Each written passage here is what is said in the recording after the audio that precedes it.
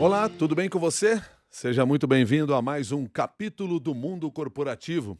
Hoje nós queremos conversar com você para tentar descobrir se é possível criar um ambiente de trabalho mais humano, relações profissionais mais humanas. E claro que para que isso realmente aconteça, os líderes precisam estar focados nessa ideia, sintonizados com essa ideia. Líderes espiritualizados é o tema da nossa conversa de hoje aqui no Mundo Corporativo. E para falar sobre esse assunto, nós trouxemos um especialista em desenvolvimento de pessoas. Eu estou me referindo a Adilson Souza, que é sócio fundador da Estação RH, palestrante e autor do livro Liderança e Espiritualidade, Humanizando as Relações Profissionais. Adilson Souza, desde já, muito obrigado pela sua gentileza de estar conosco aqui no Mundo Corporativo. Um bom dia para você. Bom dia a todos, é um privilégio poder estar aqui compartilhando um pouco das experiências e, sobretudo, da contribuição que esse programa traz aí para o mundo corporativo e para os executivos. Adilson, eu falei aqui em líder espiritualizado. O que a espiritualidade tem a ver com este nosso assunto? Tá, vamos lá. Acho que tem algumas linhas que definem, né, a espiritualidade e eu me baseio em valores, são os valores que geram a melhor conexão com as pessoas. Então, esse mundo corporativo já não mais é resultado a qualquer custo. Então, as empresas estão avaliando como que a gente trabalha esse processo para que a gente alcance os resultados, porque essa é a mecânica tônica das organizações, mas, sobretudo, a que custo a gente consegue isso. Então, o líder espiritualizado é aquele que vai praticar alguns valores que você valoriza, que é respeito, confiança, justiça e outros mais que a gente vai, ao longo desse bate-papo, falar a respeito. Agora, por que a questão da espiritualidade? Por que você decide trazer esse tema para dentro do mundo corporativo, para o ambiente de trabalho? Tem um fator que cada vez mais é presente para as pessoas, e as pessoas estão nas organizações, que é a questão do propósito. Por que que elas estão ali fazendo o que elas fazem? Então, levar esse tema da espiritualidade sempre foi um baita desafio. E normalmente a gente tem o que é chamado sistema binário, né? Aceita ou rejeita, 0 ou 1. E normalmente a primeira conexão que se faz com a espiritualidade está ligada à religiosidade, e não necessariamente, ok? Então, eu procuro exemplificar, trazendo uma metáfora. Vamos imaginar que a gente tivesse aqui uma jarra com água, né, transparente, e aqui vários copos, taças. Então, o que tem na garrafa, a água, ela é o que a gente chama de espiritualidade. Na hora que a gente coloca em cada um desses copos, eles assumem um formato. E aí, quando assume esse formato, ele nos separa. E eu me atentei aqui a falar do que nos une, que é a questão da confiança, do respeito, justiça, sentido de pertencer. E aí eu trouxe, né, a questão da gratidão para fechar todo esse processo. E existe espaço hoje dentro dos locais de trabalho, levando em consideração as pressões que temos, a competitividade que existe, um mercado muito acirrado no seu cotidiano, existe espaço para essa É. questão da espiritualidade? A nova geração, as novas gerações de empresas que estão surgindo, elas já estão trazendo isso em pauta. Porque boa parte das organizações que não estão se reinventando para isso, elas estão tendo dificuldade de angariar talentos para trabalharem com elas e para elas. Então, existe já um espaço, algumas organizações já estão sendo entendidas como empresas espiritualizadas, e aí a ideia de como que a gente está formando líderes que possam trazer isso. No livro em si, eu acabo não trazendo esses exemplos de empresas, mas já tem material citando essas informações. O ambiente de trabalho, mesmo assim, ainda é muito hostil? Muito, muito, porque, alguns modelos de liderança, eles não têm muito, provavelmente, ideia disso, ou têm e tocam sem essa percepção. 78% do impacto do clima da equipe é por conta do estilo da liderança. E alguns desses líderes vão tocando, né, e o clima é ruim, eles não fazem muita coisa para melhorar isso, ou tentam fazer, mas não têm ferramentas para fazer isso, e vão alimentando esse sistema de forma que, enquanto o resultado, porque o resultado é um número, mas você não avalia como você chegou nesse resultado. E isso as empresas mais amadurecidas estão avaliando, a que custo eu cheguei nesse resultado. Por exemplo, você tem lá um executivo que conseguiu bater 30% além da meta que foi estabelecida. Esse cara é extraordinário, o nome está gritando lá. Só que metade do time foi para a enfermaria e metade foi para o concorrente. Então, esses resultados não são sustentáveis. E essa liderança mais espiritualizada é como que eu potencializo o meu time para alcançar o melhor dos resultados. O que mantém uma equipe unida? É essa busca por um sentido? A busca por um sentido, por um propósito. Por que nós estamos aqui? E eu gosto sempre de exemplificar, perguntado uma colaboradora de uma concessionária, ela estava servindo um cafezinho e perguntaram: o que você faz aqui? Ela falou assim: eu vendo carros. Então, estava conectada, a empresa enxergando isso, ela está somando com esse processo e está trazendo a importância da contribuição dela no todo, e não é só aquela parte que ela está fazendo. Então, cada vez mais, as organizações que estão atentas a isso vão ganhar mais espaços. Nós estamos conversando com Adilson Souza, que é sócio fundador da Estação RH e também autor do livro Liderança e Espiritualidade, Humanizando as Relações Profissionais. Tenho participação também através do LinkedIn. O Oswaldir Filho foi até lá, ele é gerente de controladoria e comenta aqui o seguinte: vivencio o mundo corporativo há mais de 25 anos, sendo uns 20 já na liderança, na Uhum. gestão. O meu estilo ou perfil, um dos motivos de ter iniciado nessas oportunidades, é porque tem um estilo mais moderado, negociador, parceiro, na busca de objetivos visando servir e conquistar. Mas Bacana. vejo que nesse tempo e ainda nos dias de hoje, temos ainda muito o perfil do chefe, aquele cara mais agressivo, às vezes arrojado demais para buscar os resultados. Por que os dois modelos ainda funcionam? Ou seja, os dois modelos estão aí, estão dando de alguma maneira resultado. O que vocês falariam com relação a isso? Ou qual o conselho para essas lideranças? Acho que tem mercado para todo mundo, um deles vai ter vida longa e outros vão ter vida mais curta. Provavelmente esse estilo de chefe, se ele sair dessa empresa, ele talvez tenha grande dificuldade de arrumar outra posição, porque esse estilo já não conversa mais com as novas gerações. As novas gerações, eu não estou falando só gerações pensando em idade, de pessoas que estão se atualizando nesse mundo contemporâneo. Eles não aceitam mais uma liderança impositiva. Eles vão até lá, todo mundo tem conta para pagar, mas esse estilo não vai conversar com outros mercados. E nem sempre o líder entende que aquela é uma oportunidade para ele melhorar. Até na área do Vol, do Do nosso, o Oswaldir Filho. Oswaldir, perdão, até na hora do Oswaldir, eu fazendo uma palestra, né, por uma convenção da área de controladoria de um grande do hospital aqui em São Paulo. Então, que o CFO chega lá e ele começa a falar de felicidade. Então, o que era no passado proibitivo, uma pessoa da área de controladoria trazer isso para o ambiente corporativo, você começa a perceber alguns sinais.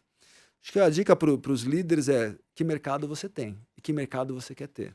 Então, eh, a lapidação de nós enquanto líderes, de todos os líderes, ela vai ser constante, porque as gerações estão vindo com outra dinâmica, e se a gente não se adequar, entendendo os valores que eles também trazem, a gente talvez não aumente nosso nível de contribuição. Bom, um dos pilares para que se crie uma liderança espiritualizada é o da confiança. Ok, Como é que a gente cria o que você chama de conexão autêntica? tá. Porque tem um ponto que é fundamental, que é o quanto eu me disponibilizo para conhecer o outro. Né? E a gente tem uma mecânica do mundo que a gente vive, que primeiro a gente desconfia para depois confiar. E a gente só vai confiar se conhecer. Eu tenho perguntado para os líderes se eles conhecem os seus liderados. E aí a pergunta que define boa parte disso é: você sabe qual que é o sonho do seu liderado? Às vezes o sonho dele não é nem estar mais naquela empresa, é fazer uma carreira internacional. E aí é o quanto eu crio desse ambiente para ter a confiança dele e a gente caminhar junto por tempo que for determinado. Porque a gente coloca muitas coisas definitivas de algo que é temporário. A vida é temporária, o nosso emprego é temporário, o tempo que você tem em um projeto é temporário. Então, essa confiança, ela é construída dia a dia. E para a gente perder é muito rápido. Às vezes, uma fala, uma inverdade faz com que esse sistema rua. Como é que eu descubro qual é o sonho da minha equipe ou dos colaboradores da minha equipe? E aí acho que é num bate-papo de café, num almoço, dedicar tempo para elas. Boa parte dos líderes não dedicam tempo para elas. Mas eu tenho uns 5.000, eu tenho 1.000 colaboradores. A minha maior referência como líder foi o senhor Montey. Hoje ele é presidente da ABA, Associação Beneficente dos Funcionários da Allianz. Ele é um jovem de 83 anos e que ele se dedicava tempo para conhecer cada um dos seus liderados, e eu estou falando de mais de 1.000 funcionários, ele chamava todo mundo pelo nome, para você ter ideia. Então, você precisa dedicar tempo para as pessoas. E quando eu não dedico, um dos desejos do líder é influenciar, ok? Influenciar para uma visão que está sendo construída. Então, se você movimenta o time sem ter essa capacidade de influenciar, é qualquer coisa menos influência, pode ser manipulação, porque as pessoas não estão enxergando onde você está querendo levá-los. E você só influencia quem que você conhece. E só conhecendo nós vamos conseguir confiar no outro ou existem outros parâmetros que devem ser levados em consideração? Acho que um dos fatores que soma isso, Milton, é a própria questão da empatia. A gente conhece poucas histórias das pessoas, né? Todos nós temos histórias de superação, desafios, a gente conhece pouco das histórias das pessoas. Então, um dos grandes convites é conheça a história das pessoas. Elas têm fatores de superação, elas têm desafios, elas têm problemas como você. Então, aproveite essa oportunidade para se colocar e entender a realidade do outro. Bom, um segundo aspecto que você chamou atenção logo no início da nossa conversa e que faz parte desta ideia da liderança espiritualizada é a questão do respeito. De alguma maneira, a construção da confiança passa por esse respeito, porque Sim. quando eu tento conhecer o outro, busco conhecer o outro, saber o que o outro pensa, isso é um sinal de respeito. Mas não basta isso. O respeito vai além. Porque assim, eu vou usar um pouquinho da diversidade para a gente aprender a respeitar. Então, a gente tem, normalmente nas relações, tem o que é certo e o que é errado, o que eu permito e o que eu não permito. E boa parte do que o mundo pede é como você respeita a diversidade desse mundo. Eu vou usar um exemplo muito simples e básico, e aí compartilho aqui parte dessa história, né, da minha história nesse sentido, que é, eu sou de uma família onde meu pai é santista, meus irmãos são todos palmeirenses, meus irmãos e sobrinhos, meus primos são todos são paulinos e eu sou corintiano, Hum. ok? E aí eu coloquei para mim que eu tinha um desafio, né, e um propósito de levar meus sobrinhos pela primeira vez no estádio. Eu fui levar para assistir que time? Hum. Palmeiras, porque era o time deles. Uhum. Se eu não fosse capaz de respeitar a opção que eles tiveram, eu não teria a oportunidade de ter aquele momento ímpar com eles. Então, respeitar é o que é importante para o outro, o que vale para o outro, o quanto eu amplio o meu mapa para poder conviver da melhor forma. E eu não estou falando do respeitar ligado ao necessariamente a você gostar do outro, porque as culturas de lideranças no passado, elas eram culturas de... A gente achava que tinha respeito, mas tinha medo. Boa parte das formações familiares, você tinha medo do pai ou da mãe, você não tinha respeito. E nas empresas a mesma coisa. Exatamente. Que aí entra muito a questão do processo coercitivo, você ameaça. E quando você ameaça, você perdeu aquele colaborador. Agora, não há o risco de você se transformar num líder permissivo? Não, não. Acho que se eu não tiver cuidado, isso sim. É como no líder autoritário, eu me transformar no líder ditador, ok? Então, os extremos são ruins. A ideia é como que eu preciso checar se a gente tem essa possibilidade de caminhar juntos, identificar o propósito, o propósito delas conversa com aquele ambiente, com aquela organização, então esse é um dos pontos fundamentais. E, sobretudo, exigir das pessoas o melhor delas naquele ambiente. Então, se você está numa empresa que oferece um serviço, um produto, e que na essência é, por exemplo, a saúde, eu não posso esperar menos da sua prática nessa direção. Se a minha empresa tem como essência a segurança, não posso esperar menos do que isso naquela configuração. Então, o filtro de entrada tem muito a ver com os valores. E esses valores, eles são facilmente praticáveis naquele ambiente ou eles precisam usar máscara para ser praticado. A máscara, uma hora ela cai. Usando até o conhecimento que você publica no seu livro, por que muitos líderes mostram a pior versão de si mesmo? É porque, às vezes, porque não tem repertório, né? Eu até acredito que esse seja o fator é o mais fácil. Então, eu sempre aprendi a fazer dessa forma. Por que eu vou fazer de outra forma?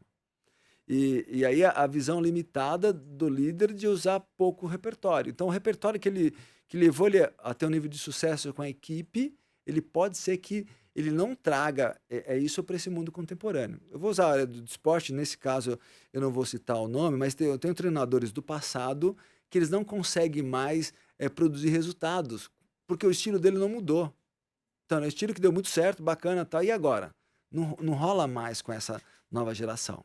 Então, esse é o desafio para todos nós enquanto líderes, o quanto a gente tem que repaginar e aprender, porque a gente tem que aprender o tempo todo.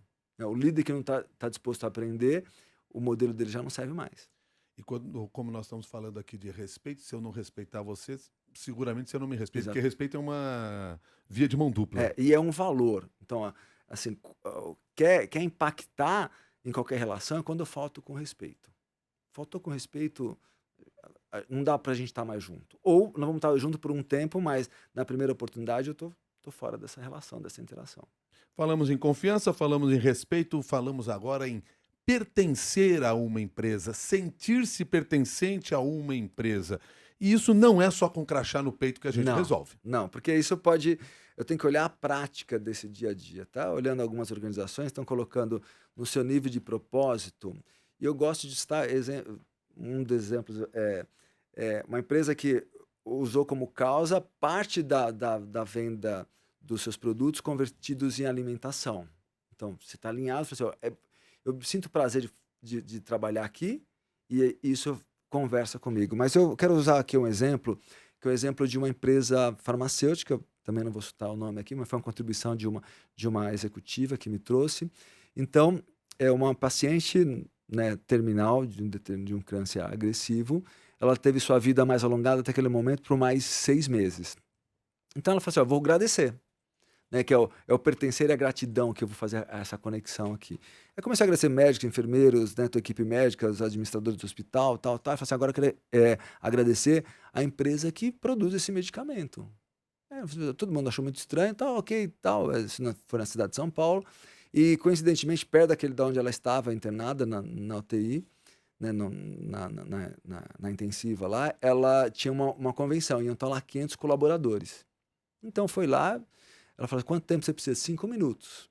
Chegado lá, apaga as luzes da plateia, acende a luz do palco, ela entra com alguma dificuldade e diz o seguinte, olha, eu sou fulana, vim aqui agradecer, eu tenho falou da enfermidade que ela tinha, e eu estava muito ansiosa para conhecer vocês. E todo mundo sem entender muita coisa.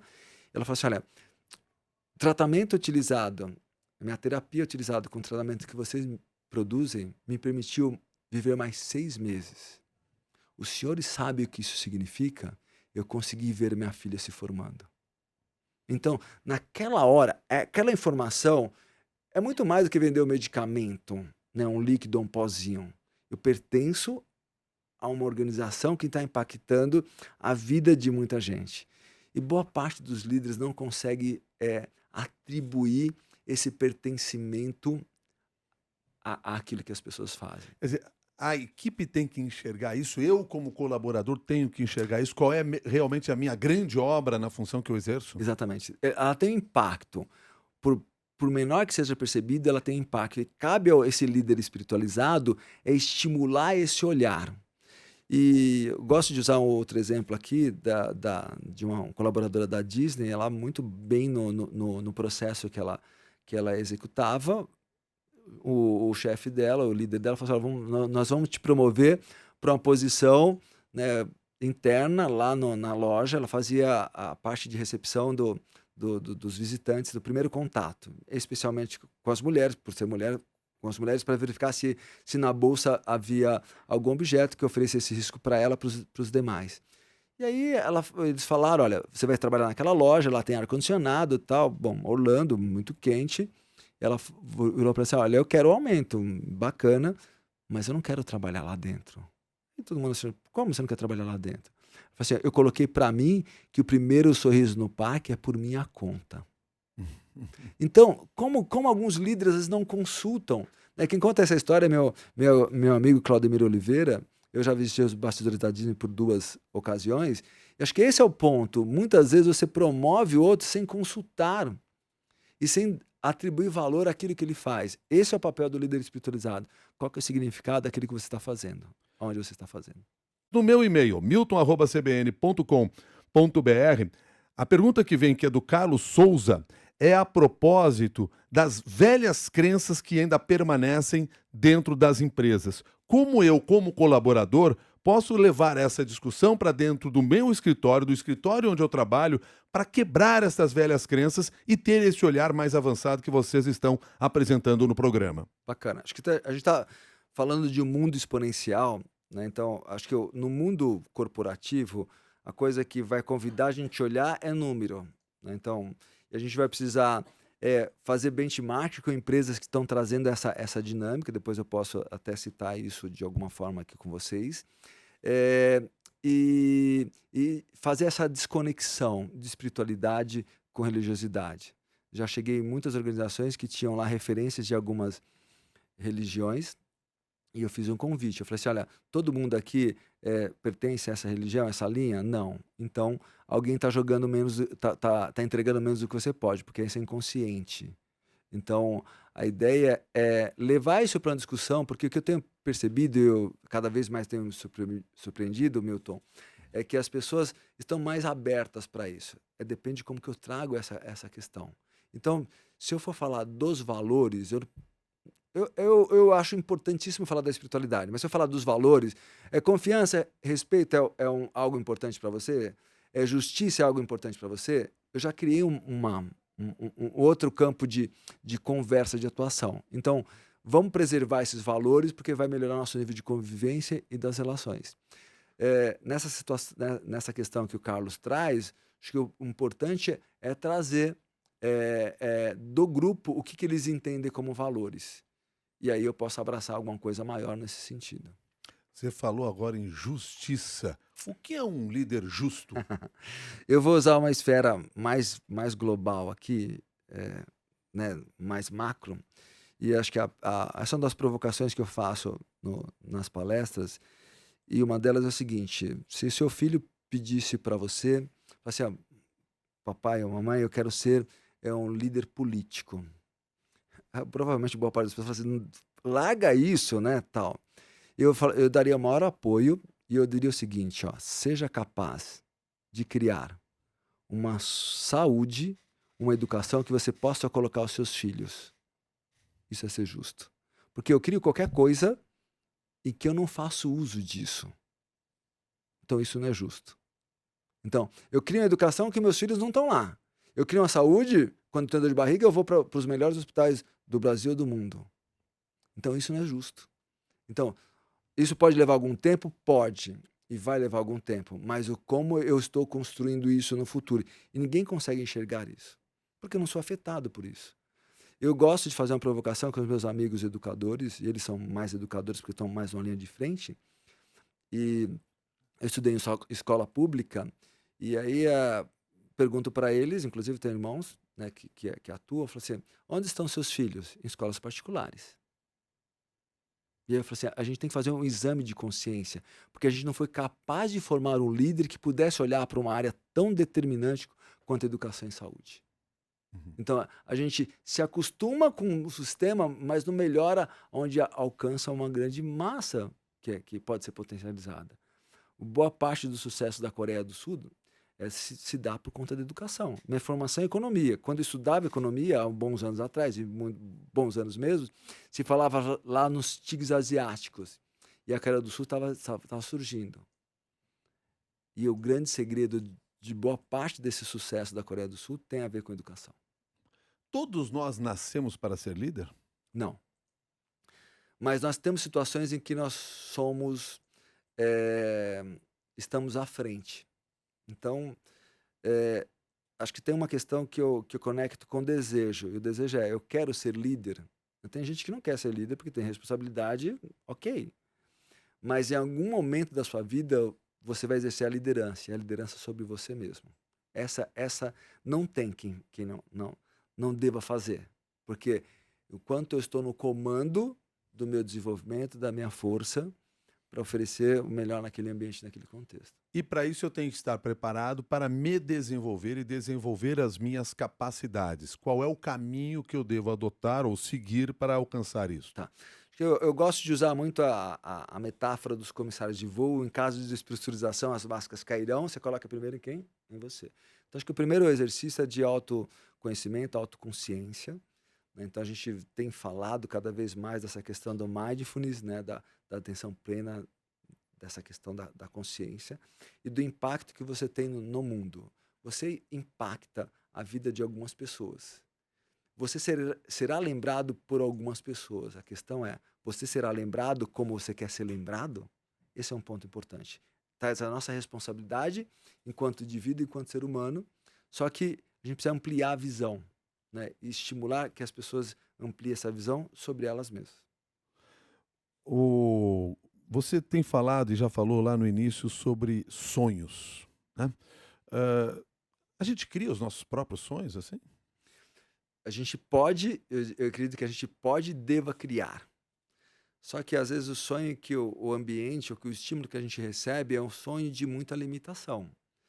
Então, né, como família, como nordestino e origem de família nordestina, boa parte do mundo colocou algumas limitações. Como isso acontece em qualquer lugar, quando você está numa comunidade. Então, boa parte das pessoas se relacionam com essa limitação de uma forma. Isso pode gerar impulsão, eles vão para onde eles acreditam que pode ir, ou pode gerar uma limitação. E esse ensinamento, né, esse estímulo pode ser dado. Pode ser dado, assim, olha, qual que é o mundo, o que eu quero enxergar. Porque às vezes eu consigo enxergar até a esquina, não mais do que isso. Uhum. Então, esse é um papel importante do líder. Eu fui muito estimulado por boa parte dos líderes como exemplo e ou como contra-exemplo. Ok? Só que aí eu fui desenvolver uma mecânica de falar assim, ó, o que eu quero? Às vezes o que as pessoas queriam para mim não é o que eu queria para mim. Então, uma provocação que eu faço, né, nesse mundo corporativo, Milton, é: você é o líder que você gostaria de ser ou você é o líder que a empresa quer que você seja? Quando tem esse questionamento, para aí, eu posso ser o líder que a empresa quis que eu fosse, e isso não tem nada a ver comigo, ou isso me ajudou a ser o melhor líder que eu posso ser. Ou, é, olhando o meu propósito enquanto indivíduo com aquela organização, a gente está junto e a gente vai fazer o melhor para que a gente possa impactar melhor esse mundo. Você se fez essa pergunta em algum momento? Fiz. Em vários. Tanto é que alguns ambientes eu não conseguia conversar, porque tinha um estilo de liderança que não conversava comigo, mas, sobretudo, eu tive muitos líderes que foram referências e são referências, e eu tenho contato com eles por conta dos estímulos que eles me deram. E há uma falsa impressão de que a gente pode trabalhar em qualquer empresa. Não pode trabalhar em qualquer empresa, porque boa parte delas não conversa com a gente. E boa parte das empresas que são gigantes, estão no mercado há muito tempo, elas não estão sendo mais atrativas para os novos líderes, por conta disso. Adilson, você tem mostrado e mostrou aqui ao longo de toda essa entrevista, nós estamos chegando aqui na parte final dessa nossa conversa, que é possível, assim como temos uma evolução técnica no Sim. nosso trabalho, é possível uma evolução emocional. É porque a questão-chave é, a gente vai alcançar o nível de maturidade, só que esse nível de maturidade pode ser muito tarde. Então, eu gosto de usar como ilustração, é o mundo do esporte. Então, e você precisa acelerar essa inteligência emocional das emoções com o atleta, porque ele vai chegar num momento que ele não tem mais a resposta física. Ele já está emocionalmente maduro, mas fisicamente não está. No mundo corporativo não é diferente. Então, acelerar esse processo e ter abertura para aprender, porque a gente precisa estar preparado para os fracassos. Porque quando você pensa na toda a história de sucesso dos líderes, ninguém pergunta dos fracassos, e todos eles tiveram. Então, quando você for alinhar uma conversa, se atenha, né, a olhar, porque o sucesso você já sabe. Fala assim, quais foram os maus bocados que você passou? Tem alguma coisa que teve algum aprendizado muito importante. Então, prepará-los para lidar com essa questão do próprio fracasso é um fator de amadurecer emocionalmente. Resumindo tudo isso que nós estamos conversando, 2 ou 3 passos para eu refletir sobre como ser um líder espiritualizado. O primeiro exercício é pensar, né, no autoconhecimento, o quanto eu estou alimentando as minhas relações com base em confiança, justiça e respeito, que é um dos pontos fundamentais, e, sobretudo, o quanto eu estou ajudando as pessoas e contribuindo para que elas alcancem o máximo do seu potencial. Esse é seu papel de líder nesse mundo contemporâneo. Adilson Souza, muito obrigado pela sua gentileza de ter estado conosco aqui no Mundo Corporativo. Um bom dia para você. Bom dia, eu agradeço a oportunidade. Acho que parte não sei se eu tenho esse tempo aqui, mas acho que vale, Milton, do movimento que isso tem acontecido por conta do livro. Uma instituição me convidou para montar um MBA com base na liderança espiritualizada e sustentável. Então, tem indicadores, né, que estão mostrando que os novos líderes vão ser desafiados de outras formas e como prepará-los para lidar nesse mundo contemporâneo.